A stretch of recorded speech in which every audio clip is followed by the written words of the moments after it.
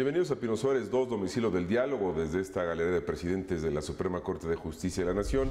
Con gran gusto y con mucho agrado, es un honor recibir a Luis Madrigal, abogado litigante, penalista connotado, presidente de la Barra Mexicana Colegio de Abogados. Luis, bienvenido a la Suprema Corte de Justicia, al canal de la Corte. Enrique, muchas gracias a ti, y el que se siente honrado soy yo. Pues muy bienvenido, Luis. Vamos a hablar de diversos temas, de la barra, por supuesto, de tu presidencia al frente del colegio más importante del país, Colegio de Abogados, pero hay muchos temas de trascendencia nacional en temas jurídicos que quisiera abordar contigo y que tienen que ver con la opinión del presidente de la barra, que tienen que ver también con la opinión de un abogado litigante penalista, connotado y experimentado como lo eres tú. Gracias. Quisiera comenzar con el tema de los juicios orales, que es un tema que pareciera, o más bien se considera ya trillado, muy llevado y traído, se ha opinado muchísimo, llevamos años hablando del tema de los juicios orales, de la preparación para que se implementen ya con un plazo fatal en nuestro sistema jurídico a nivel nacional. Por cierto, vamos rezagados en términos generales en ese tema, y teniendo una situación de inseguridad, de incertidumbre como la que ha vivido el país en los últimos años, particularmente en temas de seguridad, pues es un tema sin duda prioritario que atañe al Poder Judicial de la Federación, a los litigantes, a las escuelas y facultades, por supuesto al gobierno federal y al Poder Legislativo, atañe a todo el Estado mexicano. Yo quisiera preguntarte cuál es tu perspectiva respecto a este tema particular, tus preocupaciones y tus puntos de vista. Bueno, mira, empezaría por las preocupaciones, y son muchísimas. Sí. Especialmente una. La reforma constitucional de 2008, de los mal llamados juicios orales, y digo mal llamados porque la oralidad es apenas una parte de esta nueva estructura de procedimientos. Pero lo importante es otra cosa. Este tipo de juicio se basa en una policía científica que yo no veo todavía. O si me dijeran, es que la policía científica va a empezar a ser científica cuando entren en función los juicios orales, yo diría, ¿por qué no empieza la policía científica a ser científica hoy? Ya debiera estar preparada, ya debiera estar incluso funcionando, y eso es lo que no vemos. No solo a nivel federal, a nivel de los estados sigue siendo el eterno problema de la policía incapaz, insuficiente, sin ningún método científico, y que solo detiene a aquellos que casualmente son detenidos en flagrancia. Entonces ahí es donde yo siento que estamos todavía muy mal. Llevamos ya un rezago enorme. Si se fijaron 8 años como plazo máximo para que entrara en vigor la reforma, y ya llevamos 4 y medio, quiere decir que nos quedan 3 años y medio, yo no veo cómo vamos a estructurar en 3 años y medio lo que no se ha hecho en los otros 4 y medio. Así es que me preocupa. Me preocupa mucho que los juicios orales se conviertan en nada más juicios orales, pero con todos los vicios que se vienen acarreando de nuestro sistema de procuración e impartición de justicia en materia penal, o porque ahora sean orales, se va a corregir todo lo demás. La oralidad no va a corregir la corrupción. La oralidad no va a hacer que la policía sea mejor. La oralidad no va a hacer que las sentencias sean más certeras. De ninguna manera. Lo estamos viendo en algunos estados que ya lo implementaron, donde hay una farsa de la oralidad. ¿Qué quiere decir? Si puedes ir a sentarte un rato a presenciar una audiencia, verás que el Ministerio Público llega y lee enfáticamente el pliego de consignaciones, que normalmente se presenta por escrito y que es lo que se ha venido haciendo desde ahora. Que no representa ningún cambio, por supuesto. Ninguno, al revés, es una teatralidad de lo que es la consignación del detenido. Si vemos que los jueces en algunos lugares se han vuelto prácticamente tiranos de la defensa, el señor no sabe, llévenselo y traigan un defensor de oficio, eso es terrible, se están violando derechos. Y esto te lo puedo decir en Barrientos, Estado de México. Yo he ido a presenciar audiencias y he visto cosas verdaderamente graves. Pero eso sí, la oralidad se ha convertido en teatralidad. Yo me pregunto, ¿están nuestros jueces a nivel de los estados de la República capacitados para dictar una sentencia al momento de concluir una audiencia? Esto es, sin mayor reflexión, sin estudio del tema, sin consulta con los libros. Yo siento que todavía no estamos preparados, que estamos muy lejos de ello, y por eso, como abogado penalista y como presidente de la barra, estoy sumamente preocupado, aunque tenemos que dar el paso. Hay urgencia de un Código Federal de Procedimientos Penales. Hay un proyecto, se tiene que discutir, se tiene que aprobar, pero pareciera que también es una etapa como que está detenido, como lo estuvo detenido la Ley de Amparo durante muchos meses, y pareciera que entonces la carrera contra el tiempo ya la perdimos, y que finalmente el propósito de brindar a los ciudadanos una mejor plataforma de justicia, un esquema más moderno, más ágil, lo que exigen los ciudadanos es una justicia ágil, expedita, como está el deber del Estado de impartirla, de facilitarla, de proveerla. Pareciera que no vamos caminando hacia allá. ¿Qué es lo que hace falta? Hace falta compromiso, no ha habido compromiso. Hablo de compromiso político, hablo de compromiso de trabajo en el Congreso, hablo de que pareciera que cuando se dijeron 8 años, pues falta mucho y nos ponemos a trabajar el que viene, y el que viene no ha llegado, ¿no? Como buenos mexicanos, ¿por qué si tenemos 8 años? ¿Qué es lo que está pasando? ¿Por qué vamos a empezar el primer día? ¿Qué está pasando? En primer lugar, yo creo que un error gravísimo de estrategia. Empezó muy bien la estrategia, en la que yo recuerdo alguna plática con el primer secretario técnico que hubo de la Comisión para la Implementación de los Juicios Orales, el licenciado Santiago Vasconcelos, que en paz descanse, en la que él me decía, tenemos prisa, tenemos que apurarnos en sacar el Código Federal de Procedimientos Penales para que los estados de la República lo copien, lo adopten, lo adapten, pero basados en él. Y luego viene un cambio de estrategia. Como todos sabemos, José Luis falleció en un accidente aéreo, y vino un cambio de estrategia. No que los estados empiecen y nosotros vamos platicando con ellos, y eso fue un grave error, creo yo. Y ha faltado la determinación de decir es ya. Ha faltado en un cambio tan drástico, tan dramático de nuestro procedimiento penal, ha faltado el consensar con los colegios serios de abogados, con los abogados penalistas y con los jueces. Ahí sí no sé si se ha hecho, porque yo no soy parte del Poder Judicial, pero decir, ¿quiénes son los que participan en el drama penal? La Procuraduría, obviamente. ¿Cómo le vas a hacer? ¿Cómo vas a crear esa policía científica?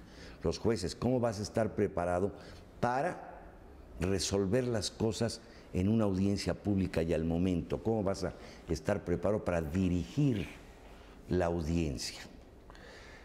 Y a los abogados, ¿cómo te vas a preparar para afrontar este cambio? Entonces lo hemos hecho por nuestro lado. La barra mexicana, Colegio de Abogados, pues, se ha preparado por su lado, con seminarios, con diplomados. Hemos hecho algunos con la Universidad Nacional Autónoma de México, otros por nuestra cuenta, etcétera. Pero ha faltado una coordinación y una directriz clara.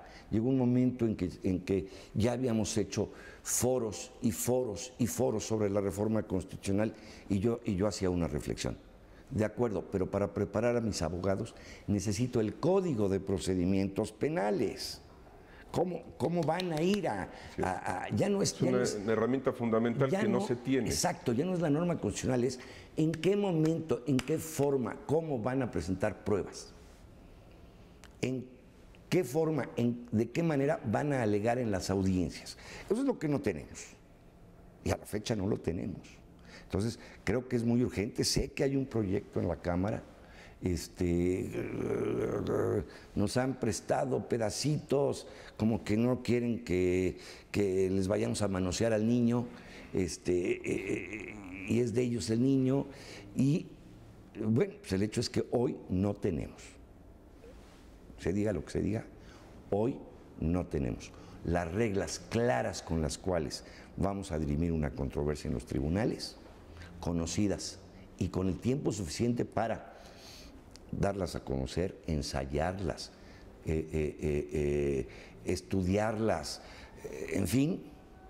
Y hoy no tenemos, yo no veo dónde, una policía científica que esté ya lista para decir, no mañana, a partir de hoy se están haciendo las cuestiones en una forma científica y estamos ya en camino de poder perseguir a la delincuencia sin tener que esperar a detenerla en flagrancia.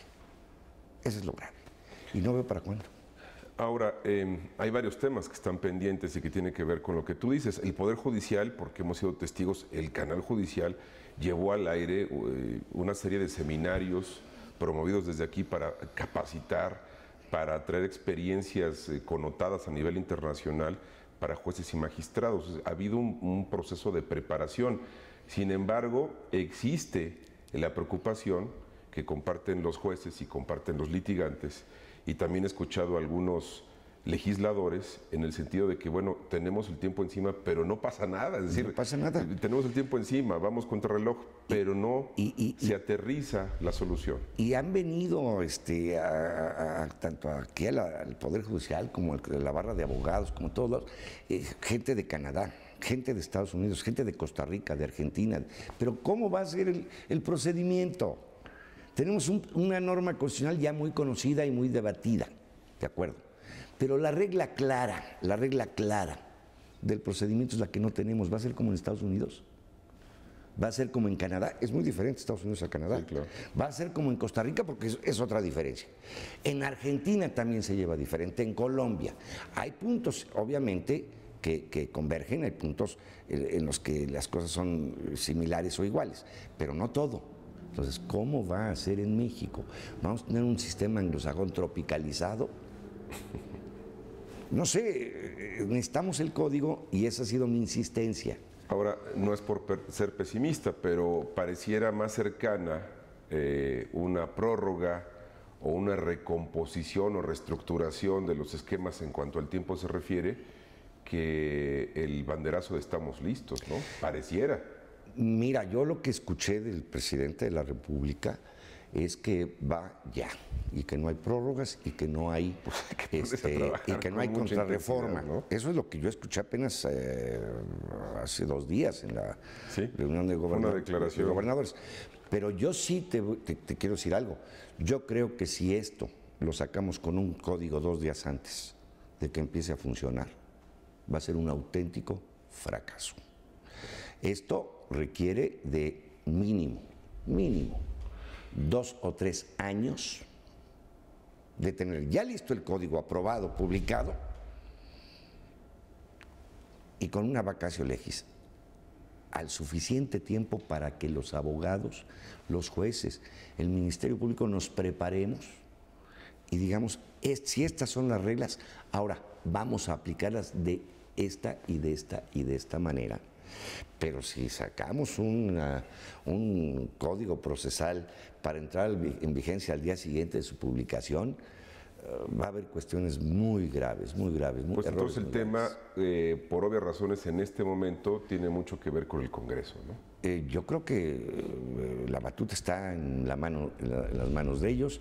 Yo espero que ya no que abran foros yo creo que deben ponerse a trabajar y compartirlo con los actores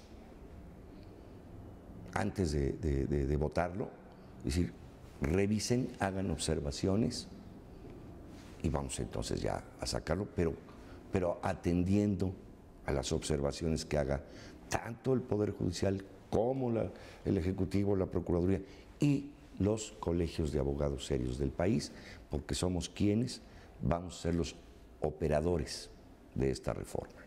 Hablas y enfatizas mucho el tema de colegios serios.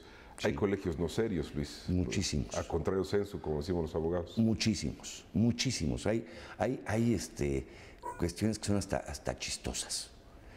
La ley de profesiones dice que los colegios de profesionistas no pueden participar en política ni en cuestiones religiosas. Por dar un ejemplo, no tengo nada contra ellos, pero hay un colegio de abogados católicos. Entonces es un colegio que contraviene la ley. Para empezar, no es colegio porque no está registrado en profesiones, ni podría tener registro de profesiones, pero se llaman colegios. Entonces ha habido una serie de cosas ahí. Y yo acabo de platicar hace 2 horas con el director general de profesiones para insistirle en que nos sentemos colegios serios, la dirección de profesiones, a analizar el proyecto de ley que la Barra elaboró y presentó hace mucho tiempo y que le impulsemos. Está en el Senado, no se ha votado, no se dijo que no se rechazó, simplemente está en el limbo legislativo, ¿no? Está en el limbo legislativo, como pasa con muchas leyes, pero el limbo todavía no es el infierno. Puede ser peor, ¿verdad? Todavía puede ser peor. Podemos rescatarlo del limbo y lograr, no solo para los abogados, nuestra insistencia es esa, para todos los profesiones que tengan que ver con la salud, con la vida, con la libertad, con el patrimonio, con la seguridad, todos los que tengan que ver, deben estar colegiados y deben atenerse a reglas de ética y sanciones por parte de sus colegios y de la Dirección General de Profesiones. Hoy recibes un título universitario, vas a la Dirección de Profesiones, te entregan una cédula profesional y nadie se vuelve a encargar de ti. Si te actualizas, sí, es cierto. Si llevas una práctica honesta o no, da igual, la cédula ya la tienes, la patente, y pues con eso podrás seguir haciendo lo que quieras, ¿no? Otro tema importante, muy importante, ley de amparo. Se vivió un proceso en el que no se aprobaba, se discutió, se habló, se presentó un proyecto. Finalmente tenemos ley de amparo. La ley, por supuesto, que es reglamentaria del 103 y el 107 constitucional, y sin calificarla se habla de la reforma más importante, por supuesto, desde que la propia ley surgió. Así es. Muy esperada también. Cuestiones de opinión positivas y negativas. Las dos cosas las tiene. Así es. Y bueno, es muy loable y muy sano discutirlas y externar puntos de vista. Creo que es parte de nuestro deber. Cualquier ciudadano podrá tener la herramienta del amparo ahora. No se necesita el interés jurídico, sino con solo tener interés legítimo. Esto es un avance importante. Amparo para efectos generales. No solamente beneficiará a quien gane el amparo, que no se le aplique una norma que afecta sus garantías o sus derechos, sino que al emitirse una declaratoria no le va a perjudicar a ningún otro ciudadano más. Es un avance histórico, sin duda, que tiene también sus aristas. Así es. Proteger derechos contenidos en tratados, por ejemplo, a la luz de una reforma constitucional en materia de derechos humanos muy trascendente que nos cambió el paradigma y la plataforma, es un tema sumamente interesante. Indiscutiblemente. ¿Qué te parece a ti cómo quedó la ley de amparo?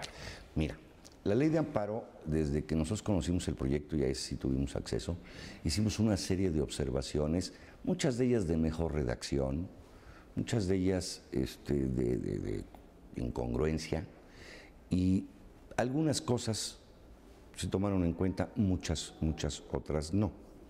Nosotros como colegio no estamos conformes con dos situaciones. Punto número 1, aclarando, sí creemos que avanza mucho la ley de amparo en cuestiones colectivas, en efectos generales, etcétera, pero nos preocupan mucho dos cosas. El caso de la suspensión que sentimos que cuando la reforma a los artículos 103 y 107 constitucionales abren la puerta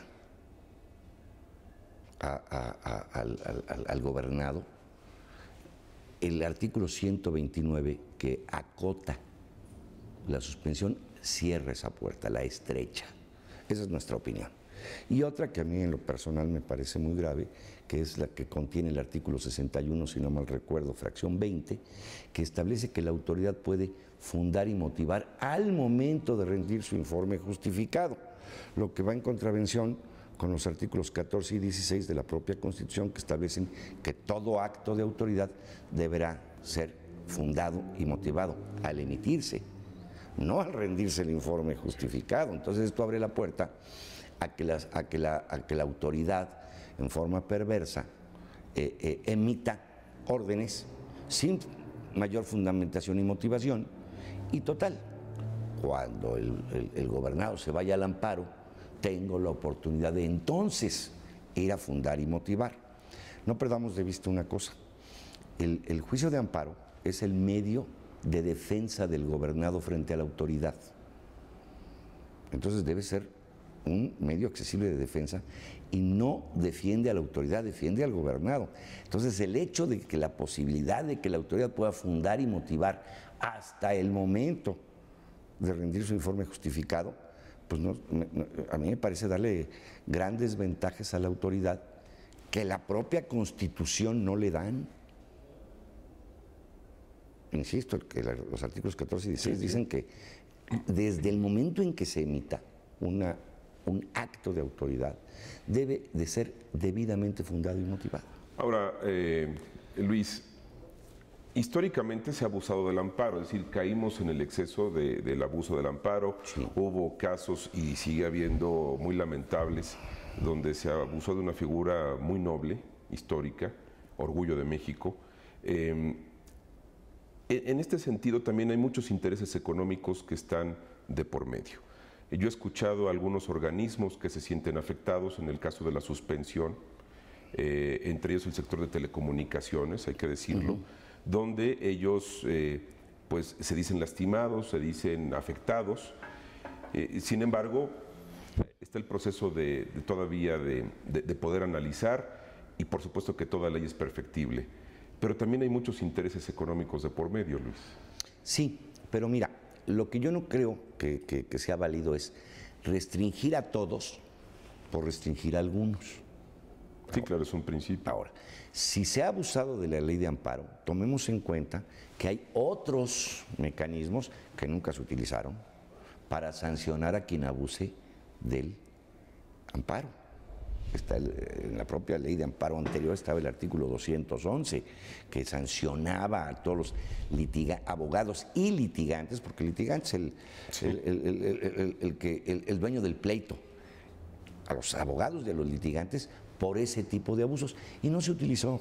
Entonces, yo creo que antes que restringir, habría que haber perfeccionado aquello y entonces sancionar en forma fundada y motivada a quien haga un verdadero abuso del amparo. ¿Tú preferías, en tu calidad de presidente de la barra o de litigante, el esquema anterior antes de la nueva ley? Sí, con el uso de la sanción a quien abuse. No, el esquema de la nueva ley, no, perdón, solamente en estos dos sí. Artículos. No, los dos que señalaste que son inquietantes. No, la ley anterior era una buena ley, pero era una buena ley del siglo pasado. Eso ni hablar. En cualquier escenario el cambio es positivo. En cualquier escenario el cambio es positivo, con esas dos salvedades que siguen, no son solamente palabras mías, sino del consenso de mi gremio y de mi colegio, en el sentido que esas dos cosas son terribles, ¿no? Entonces, yo creo que cuando se restringe, insisto, a todos por unos cuantos, se está cometiendo un error. Hay que sancionar a esos cuantos y seguir dejando la puerta abierta a todos para obtener la suspensión, porque es el único medio de preservar el juicio de amparo. Nos quedan 8 minutos, 2 temas. Sí. Debido proceso, creo que hay todavía mucha desinformación en el tema. Finalmente la Corte ha fortalecido el principio básico de presunción de inocencia con muchas resoluciones. Hay un sentimiento social que a veces ha generado adversidad por resoluciones que no son populares, pero que sin duda son pulcras en términos jurídicos y de respeto a los derechos humanos y a los principios constitucionales que nos rigen. ¿Qué opinas? Yo creo que en el mismo sentido que lo comentábamos antes. Durante mucho tiempo se permitió a la autoridad el cometer abusos. Y esos abusos se van, estoy hablando de los abusos en función de no respetar los principios de debido proceso. Total, es culpable, lo consignaron mal, lo golpearon, lo torturaron, pero es culpable, entonces sí, está bien, no hay problema. El señor me está en la cárcel y la autoridad, pues ni modo. A veces pareciera que sentimos, pues es que así somos, ¿no? O sea, sí hay que dejarlo. Y yo creo que últimamente la Suprema Corte ha cometido un grandísimo acierto, que es decir, ya basta. Ya basta a la autoridad que viole el debido proceso legal. Porque en el momento en que permitamos, conforme se vaya permitiese más la violación de este principio, pues la justicia no tendrá ninguna certeza, ninguna, volveríamos a la Inquisición. Entonces, los principios de debido proceso legal deben ser estrictamente observados por las partes, por el Ministerio Público, por el defensor. Y el juez debe ser un vigilante estricto de eso. Creo que la Corte puso un hasta aquí, un ya basta, y yo espero que así se siga haciendo, porque, bueno, ¿cuántos casos sabemos de gente que torturaron, que hicieron todo tipo de causas muy frágiles, además, ¿no? Exacto, para que confesara y con eso ya estamos tranquilos, al fin ya confesó. Ahora se da un fenómeno interesante porque hay juicios paralelos y las sentencias sociales son inexorables y finalmente son reflejo de una percepción popular que no hay que dejar de lado. Es decir, es una frontera complicada. Así es, pero tenemos que volver al orden todos y quien debe dar el ejemplo de volver al orden es la autoridad. Después habrá que hacer que todos los ciudadanos vuelvan al orden. El problema es que se relajaron muchas cosas precisamente, y hablo de mi materia, por esa incapacidad de la Procuración de Justicia de encontrar los verdaderos culpables y de encontrar las pruebas científicas que acrediten su culpabilidad. Entonces, ¿qué está pasando hoy en Guerrero, en Michoacán? Que los ciudadanos están tomando por su guardias cuenta, civiles, un Estado dentro del Estado. Están tomando por su cuenta la seguridad y la justicia porque dejaron de creer en el Estado. Hay que hacerlos volver a creer, no obligarlos con garrote. Hay que poner el ejemplo, empezar a trabajar sólidamente y ellos irán dejando. Yo pienso que deberán ir dejando las armas y esta situación. Ahora, por supuesto, esto habla de ingobernabilidad. Debemos volver a la gobernabilidad, pero tiene que ser la autoridad la que haga el esfuerzo y la que ponga el ejemplo. Y partiendo del respeto a la ley, por supuesto. Por supuesto, no se puede andar negociando. Decirle a la gente, deja esto y vamos a negociar y te doy lo que quieras, sí. Pero yo voy a seguir igual, sí. No pasa nada. Sí, no, con seriedad. Esto. Luis, nos quedan 2 minutos. Sí. Próximamente concluyes tu periodo como presidente de la Barra. Sí. La verdad es que dejas una sensación de muy buen trabajo. Gracias. Hay acciones importantes. Se ha fortalecido al colegio como el más importante del país y la historia habla por sí misma. ¿Cuáles son tus reflexiones sobre esta etapa? Y el colegio, que es muy importante. Yo me llevo grandes satisfacciones, muy, muy grandes. Creo que hice todo lo que pude, todo lo que estuvo en mis manos. Me entregué de tiempo completo a la Barra.